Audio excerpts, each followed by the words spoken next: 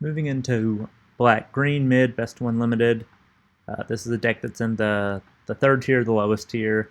Unfortunately, the creatures dying uh, theme for black-green is one that's not quite well supported, and it's just not one that you really get the payoffs for. So this is a deck where really you're looking to have the uncommons drive its effectiveness, which makes it tougher to feel confident drafting.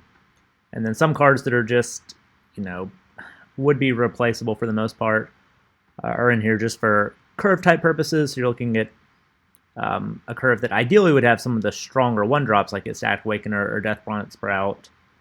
Moving into twos, Pestilent Wolf is not great, but at least gives you a chance to maybe trade with something that's like a 3 or 4 drop of your opponent's. It's a little bit better. She Zombie does give you some reach at the end of the game, and is a reasonable 2 drop.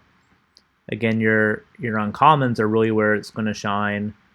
Morbid Opportunist is great in any deck that it's in, but it's maybe not quite as strong in this one, just because you don't have a significant number of decayed zombies usually compared to some of the other archetypes of black, like black-blue oftentimes, maybe even black-white a little bit.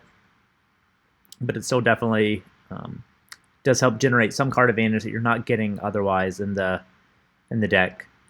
You do get some with Eccentric Farmer, but again, you're not able to use your graveyard quite as well as you're only having green for flashback cards, which are good. Shadow Beast Sighting is a very reasonable green card, probably your first or second best green common in this deck. And then if you can get a Rise Advance, that can help you stabilize if you fell behind some more value-centric decks or even the aggressive decks like the red-white or the black-red. Ideally, you do have some beef at the top that'll generate some advantage when it comes into play. So that's really more your Diagraph Horde and your Dreadhound. The Burly Breaker can potentially be beneficial if it's not getting bounced or otherwise killed. Especially if you are able to have it come in on night.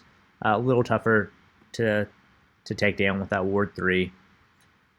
Spell-wise, I mean, you're going to try and kill creatures that are tough for you to tussle with in combat, so that your other creatures on the ground can get through. Again, you just want to try and find a density of good cards, which for the most part are uncommon in these colors put together to be beneficial. It's a little tougher to tempo out with green not providing too much, other than maybe like a clear shot. So you're really leaning on the few black remove spells you'll probably want in the deck. So it gets a little grindy. So if you have some reach, like the Siege Zombies, like the Dreadhounds, you might be able to sneak out some wins against decks that just have better value than you do. So again, it's a deck that you really don't want to end up in it unless, maybe you get some strong rares.